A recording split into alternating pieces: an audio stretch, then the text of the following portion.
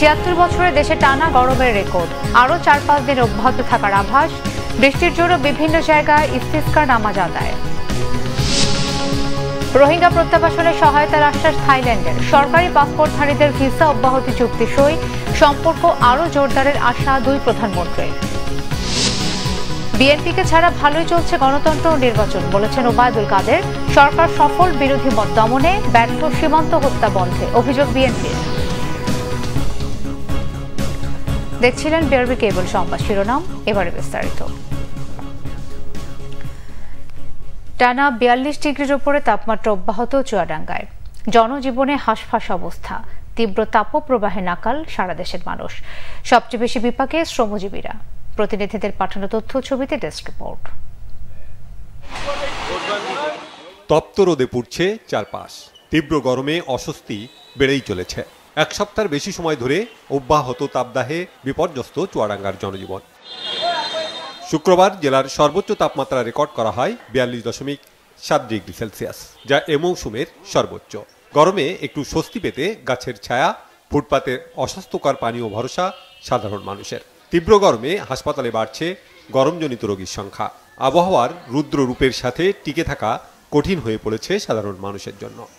একটা কাজে বেরোবো, কাজ করবো, শান্তি পাচ্ছি না। ছায়ায় বসে আছে, ছায়ায় বসে শান্তি নাই। দড়ি দড়ি গাছের গোড়ায় আসি, এখানেও এসে দম হাঁপ লেগে যায়। কি করব, দিন মজুরি খেটে খাই, বাড়ির থেকে না বের হলেও দিন চলে না, ছেলেপিলে কান্দে। দক্ষিণের উপকূলীয় জেলা সাতক্ষীরার উপর দিয়েও বয়ে যাচ্ছে তীব্র তাপদাহ। পানি শূন্যতা ও হিট স্ট্রোক থেকে বাঁচতে প্রচুর বিশুদ্ধ পানি পানের পাশাপাশি একটানা কাজ না করে বিশ্রাম নিয়ে কাজ করার পরামর্শ দিয়েছেন চিকিৎসকরা। নষ্ট হচ্ছে আম, লিচু ও কাঁঠাল সহ মাঠের অন্যান্য ফসল। এই মাসেই আমাদের আম পাড়া শুরু হয়ে যাবে। এই কৃষকজন এই শেষ মুহূর্তে এসে কোনোভাবেই ক্ষতিগ্রস্ত না হয়, আমরা কৃষকের পাশে আছি এবং আমাদের মাঠে যে এখন পাট আছেন এবং বিভিন্ন যে সবজি আছে সেইগুলোতে নিয়মিত সেচ প্রদান করে এই তীব্রতা থেকে ফসলকে রক্ষা করার জন্য কৃষি বিভাগ কৃষকদেরকে প্রতিনিয়ত পরামর্শ দিয়ে সাধারণ মানুষ যেন একটু পানি বেশি করে খায় সেগুলো খেয়াল করতে হবে এবং লম্বা সময় ধরে রোদে কিংবা একাধারে পরিশ্রমের কোনো কাজ না করে সেটুকু একটু খেয়াল রাখলে হবে। আর যদি এরকম কোনো সমস্যা তৈরি হয় হিস্ট্রোকের ব্যাপারে, তাহলে খেয়াল রাখতে হবে বয়স্ক মানুষ যারা, তাদের শরীর হঠাৎ করে অতিরিক্ত ঘাম দিয়ে অনেক বেশি তাপমাত্রা বেড়ে যাচ্ছে কিংবা খিচুন দিয়ে পড়ে যাচ্ছে, উল্টোপাল্টা কথা বলতেছে, যদি সেরকম হয় সঙ্গে সঙ্গে এই ধরনের লোকগুলোকে নিয়ে নিকটস্থ যে কোনো চিকিৎসা কেন্দ্রে কিংবা উপজেলা হেলথ কমপ্লেক্স কিংবা হাসপাতালে চলে আসতে হবে। রাজশাহীর তাপমাত্রা ৪২.৪ ডিগ্রি সেলসিয়াস। সূর্যের চোখ রাঙানিতে উত্তপ্ত জনপদ, বিপর্যস্ত জনজীবন। খুব প্রয়োজন ছাড়া বাড়ি থেকে বের হচ্ছে না কেউ। শ্রমজীবী ও নিম্ন আয়ের মানুষের ভোগান্তি চরমে। গরমে গাড়ি চালাতে পারছে না, শরীরের সমস্যা হচ্ছে, অনেকই সমস্যা। গাড়ি নিয়ে বসে থাকতে হচ্ছে যে ছায়া পড়লে একটু চালাবো। আজকে রোদের তাপ প্রচুর, আজ কয়েকদিন থেকে পড়তেছে। আবহাওয়া অফিস বলছে এই সপ্তাহটাকে সারা সপ্তাহে থাকবে। রোদে টিকা যাচ্ছে না, বাতাস নেই, মুখ টুক পুড়ে যাচ্ছে, অনেক অসুবিধা হচ্ছে। ভয়ঙ্কর পরিস্থিতি সৃষ্টি হয়েছে, কি যে অবস্থা হবে বলা যাচ্ছে না। এদিকে এক পশলা বৃষ্টির জন্য হাহাকার করছে দেশের মানুষ। বিভিন্ন জায়গায় আজও মুসল্লিরা আদায় করেছেন ইস্তিসকার নামাজ। ঝিনাইদহ, মাগুরা, নাটোর ও ঝালকাঠিতে নামাজ শেষে গুনাহ মাফ করে রহমতের বৃষ্টির জন্য আল্লাহর কাছে আকুতি জানান মুসল্লিরা। Bangla vision news desk. এদিকে চলমান টানা তাপপ্রবাহ দ্রুত শেষ হতে যাচ্ছে বলে সুখবর দিল আবহাওয়া অধিদপ্তর। বলেছে মে মাসের শুরু থেকে দেশ জুড়ে বৃষ্টি নামবে। স্বস্তি সে বৃষ্টিতে কমবে গরমের তীব্রতা। শুক্রবার আবহাওয়া অধিদপ্তর জানায় চলমান তাপদাহ এপ্রিলের বাকি 4 দিনও চলবে। ঢাকা সহ তাপদাহ চলমান এলাকাগুলোতে তাপমাত্রা আরও বাড়বে। তবে মে মাসের প্রথম দিন থেকে দেশের আকাশে মেঘের উপস্থিতি বাড়বে। 2 মে থেকে পরের কয়েকদিন সারা দেশে বৃষ্টি থাকবে, কালবৈশাখীও হতে পারে। এতে গরমের তীব্রতা অনেকটাই কমবে। আবহাওয়ার পূর্বাভাসে জানানো হয়েছে চলমান হিট অ্যালার্ট 28 এপ্রিল পর্যন্ত অব্যাহত থাকবে এবং তাপ বাড়তে পারে মে মাস পর্যন্ত। গত 24 ঘন্টায় দেশের সর্বোচ্চ তাপমাত্রা রেকর্ড হয়েছে চুয়াডাঙ্গায় ৪২.৭ ডিগ্রি সেলসিয়াস, যা ৭৬ বছরের মধ্যে রেকর্ড ভাঙা টানা তাপপ্রবাহ। 2 মে থেকেই দেশের বেশিরভাগ জায়গায় কালবৈশাখী ঝড় সেই সাথে বৃষ্টি অথবা বজ্রসহ বৃষ্টিপাতের সম্ভাবনা রয়েছে। এই বৃষ্টিপাতের কারণে কিন্তু তাপমাত্রা কমে গিয়ে স্বস্তিকর অবস্থা ফিরে আসতে পারে। কোথাও কোথাও 2 থেকে 3 ডিগ্রি সেলসিয়াস বা আরও বেশি কমে যাওয়ার সম্ভাবনা রয়েছে। মে মাসের শুরুতে যে কালবৈশাখী ঝড়ের সম্ভাবনা বলছি সেটা দেশের বেশিরভাগ জায়গায় কিন্তু সম্ভাবনা রয়েছে। এর কারণে দেশের তাপমাত্রা কমে যাওয়ার সম্ভাবনা রয়েছে। সাফল্যের বিদ্যুৎ খাত এখন অনেকটাই বিপর্যয়ের মুখে। বিপুল অঙ্কের বকেয়া পরিশোধে ব্যর্থ হলে মুখ থুবড়ে পড়বে বিদ্যুৎ উৎপাদন ব্যবস্থা। সরকারি বেসরকারি বিদ্যুৎ কেন্দ্র এবং জ্বালানি খাতে সরকারের বকেয়া 42,000 কোটি টাকা। বন্ড ছেড়ে আপাতত সমাধানের চেষ্টা হলেও দীর্ঘমেয়াদে সাফল্যের সম্ভাবনা দেখছেন না বিশ্লেষকরা। রিপোর্ট রিশান নাসরুল্লাহর। ঘরে ঘরে বিদ্যুৎ বা শতভাগ বিদ্যুতায়নের বাংলাদেশ ছিল সরকারের সফলতার স্লোগান, কিন্তু সেই সাফল্যের বিদ্যুৎ খাতে এখন বিপুল বকেয়ার হাঁসফাঁস দশা। তথ্য বলছে সরকারি বেসরকারি বিদ্যুৎ কেন্দ্র এবং জ্বালানি সরবরাহকারী প্রতিষ্ঠানগুলোর পাওনা দাঁড়িয়েছে 42,000 কোটি টাকায়। এর মধ্যে বিদ্যুৎ কেন্দ্রগুলোর পাওনা 37,641 কোটি টাকা, আর গ্যাস বিক্রির বকেয়া 3,425 কোটি টাকা। বিপুল বকেয়া পরিশোধের ডলার ও অর্থ যোগান আসবে কোত্থেকে, এ নিয়ে নিদারুণ চ্যালেঞ্জে সরকার। সংকট আসলে উৎপাদন সক্ষমতা নয়, বরং যে জ্বালানির যে প্রাথমিক জ্বালানির যে সংগ্রহ করা ক্রয় করা সেটাই বড় সংকট। এবং সেটার কারণ হলো বিদ্যুৎ উন্নয়ন বোর্ডের বর্তমানে যে একটা আর্থিক সংকট যাচ্ছে, সেটার সাথে অবশ্যই যে জ্বালানি কিনতে হলে বৈদেশিক মুদ্রারও যোগান দিতে হয়। এই দুটো মিলেই আসলে মূল সমস্যাটা। বকেয়া চিত্র বিশ্লেষণে দেখা যায় বেসরকারি বা রেন্টাল ও আইপিবির মালিকরা পিডিবির কাছে পাবেন 15,254 কোটি টাকা। কয়লা ভিত্তিক বিদ্যুৎ কেন্দ্রগুলোর পাওনা 6,656 কোটি টাকা। ভারতের আদানির বকেয়া 4,140 কোটি টাকা। সরকারি কেন্দ্রের বকেয়া 9,648 কোটি টাকা। বিদ্যুৎ আমদানির জন্য ভারত পাবে 1,948 কোটি টাকা। দেশে বড় বড় বিদ্যুৎ কেন্দ্র তৈরির ফলে বিদ্যুতের উৎপাদন যেমন বেড়েছে, তেমনি অর্থনীতিতে গতির সঞ্চার হয়েছে।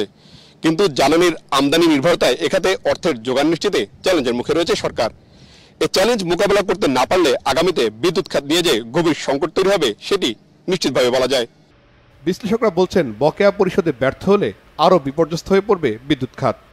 আমরা একটা প্রোডাক্ট কিনলাম, সেটা পেমেন্ট যদি না করতে পারি, যে ব্যবসা করছে তার তো একটা এটা প্রোডাকশন করার একটা ক্ষমতা আছে। একটা পর্যায়ে গিয়ে কিন্তু সে আর পারবে না, ব্যাংকের থেকে লোন পাবে না, তার অন্য কোনো রেভিনিউ যদি না থাকে তাহলেও সে আসতে পারবে না। স্পেশালি আমরা যদি আইপিপির দিকে তাকাই, আইপিপি 2-1টি বড় কোম্পানি ছাড়া বেশিরভাগই 1টি বা 2টি পাওয়ার প্ল্যান্ট আছে।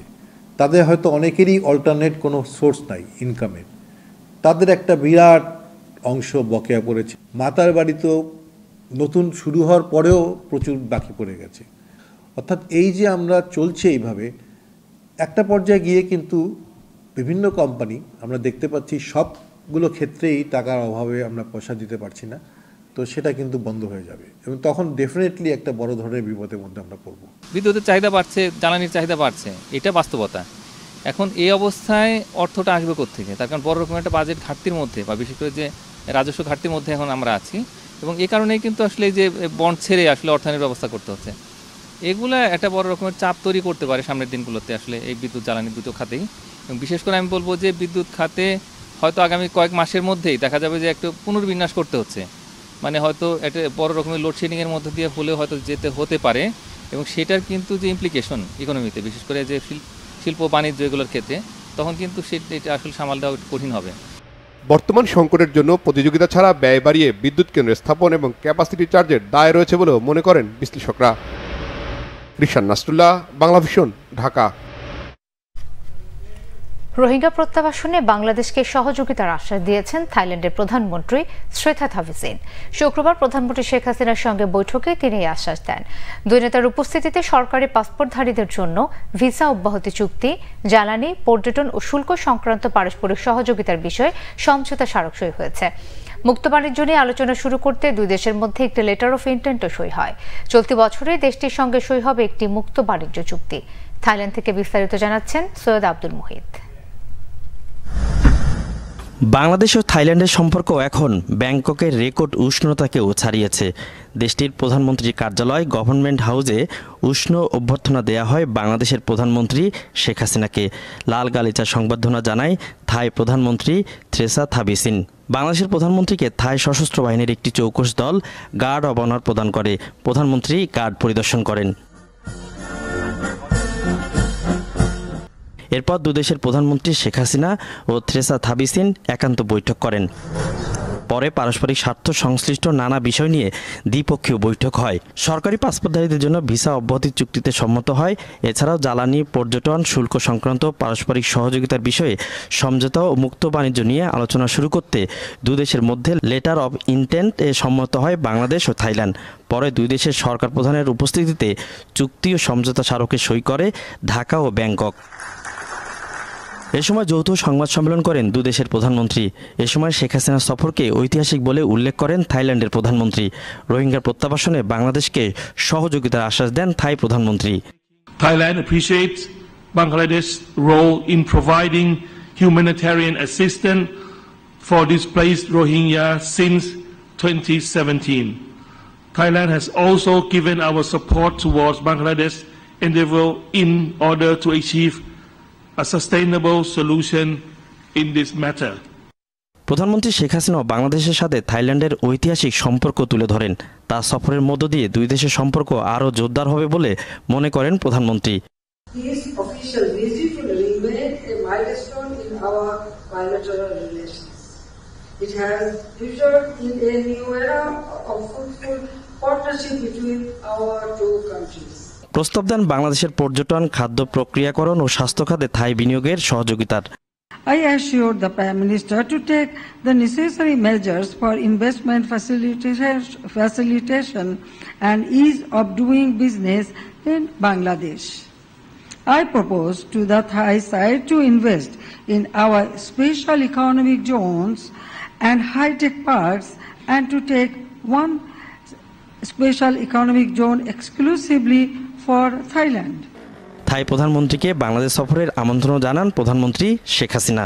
থাই প্রধানমন্ত্রী বাংলাদেশকে আশ্বস্ত করেছে রোহিঙ্গা প্রত্যাবাসনে বাংলাদেশকে পূর্ণ সহযোগিতা দেবে।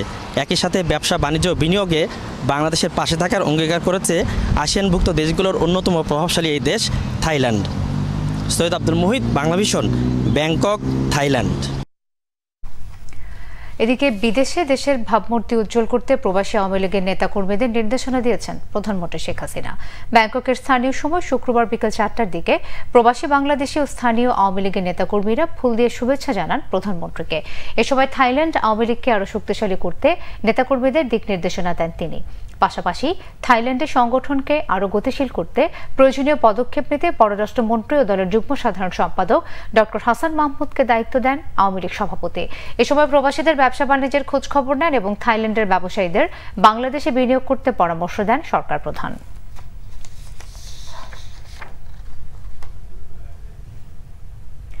আওয়ামী লীগের সাধারণ সম্পাদক ওবায়দুল কাদের বলেছেন, বিএনপিকে ছাড়াই দেশের গণতন্ত্র ও নির্বাচন ব্যবস্থা ভালোভাবে এগিয়ে চলছে। শুক্রবার সকালে ধানমন্ডিতে দলীয় সভাপতির কার্যালয়ে আয়োজিত সংবাদ সম্মেলনে দলের সাধারণ সম্পাদক আরও বলেন, বিএনপি যদি এখনও নির্বাচনমুখী না হয় ভবিষ্যতে এটি ডামি দলে পরিণত হবে। তার দাবি, রাজনৈতিক কারণে কোনো বিএনপি নেতার নামে মামলা হয়নি কিংবা কাউকে কারাগারেও যেতে হয়নি। বাংলাদেশের উন্নয়নের প্রশংসা করে পাকিস্তানের প্রধানমন্ত্রী শাহবাজ শরীফের সাম্প্রতিক বক্তব্য উদ্ধৃত করে তিনি অভিযোগ করেন, এত কিছু সত্ত্বেও দেশের উন্নতির চোখে পড়ে না বিএনপি নেতাদের। বাংলাদেশের মানবাধিকার পরিস্থিতি নিয়ে যুক্তরাষ্ট্রের সাম্প্রতিক বিবৃতির জবাবে ওবায়দুল কাদের বলেন, দেশটির উচিত ফিলিস্তিনে ইসরায়েলি আগ্রাসন নিয়ে প্রশ্ন তোলা, অন্য দেশের মানবাধিকার নিয়ে কথা বলা অনেক পরের বিষয়। বিএনপি নেতাদের অভিযোগ, পুলিশ দিয়ে বিরোধীদের নির্যাতন করতে পারলেও বর্ডারে বাংলাদেশি হত্যা থামাতে পারে না সরকার। মানুষের পেটের জ্বালা কমাতে পারে না ক্ষমতাসীনরা। দেশ চলছে না জানিয়ে তারা অভিযোগ করেন, মেগা প্রকল্পের নামে লুটপাট করে ভারতের সহযোগিতায় নদী ভরাট করে ফেলা হচ্ছে। বিএনপি চেয়ারপারসনের উপদেষ্টা জয়নুল আবদিন ফারুক জানান, ভারতের 527 পণ্যের মধ্যে বিষক্রিয়া পাওয়া গেছে, 2টি ওষুধে ক্যান্সারের উপাদান পাওয়া গেছে। ভারতের আধিপত্যবাদ আগ্রাসনের বিরুদ্ধে অবস্থান নিতে প্রস্তুতি নিচ্ছে বাংলাদেশের মানুষ। সীমান্ত হত্যা বন্ধের দাবিতে শুক্রবার জাতীয় প্রেস ক্লাবের সামনে আয়োজিত অবস্থান কর্মসূচিতে জয়নুল আবদিন ফারুক প্রশ্ন করেন, ভারত বন্ধু হয়ে থাকলে সীমান্তে এখনো গুলি কেন? এদিকে ঢাকা মহানগর দক্ষিণ বিএনপির আহ্বায়ক আব্দুস সালাম বলেন, বাংলাদেশের মানুষ গণতন্ত্রের জন্য লড়াই করছে, অথচ প্রজাতন্ত্রের কর্মচারী আর ভারতের সহযোগিতায় দেশের মানুষকে শাসন করছে ক্ষমতাসীনরা। তিনি জানান, ষড়যন্ত্র করে আওয়ামী লীগে ক্ষমতায় গেছে, বিএনপি ষড়যন্ত্রে বিশ্বাস করে না। পরে পথচারী, শ্রমজীবী, মেহনতি মানুষের মাঝে স্যালাইন পানি বিতরণ করেন ঢাকা মহানগর দক্ষিণ বিএনপির নেতাকর্মীরা।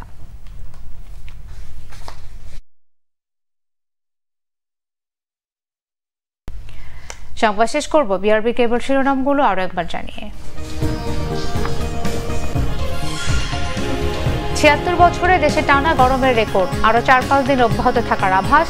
বৃষ্টির জন্য বিভিন্ন জায়গায় ইস্তিসকার নামাজ আদায়।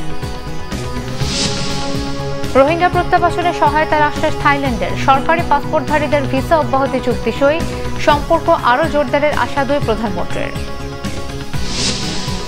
বিএনপিকে ছাড়া ভালোই চলছে গণতন্ত্র ও নির্বাচন, বলেছেন ওবায়দুল কাদের। সরকার সফল বিরোধী মত দমনে ব্যর্থ, সীমান্ত হত্যা বন্ধে অভিযোগ বিএনপির।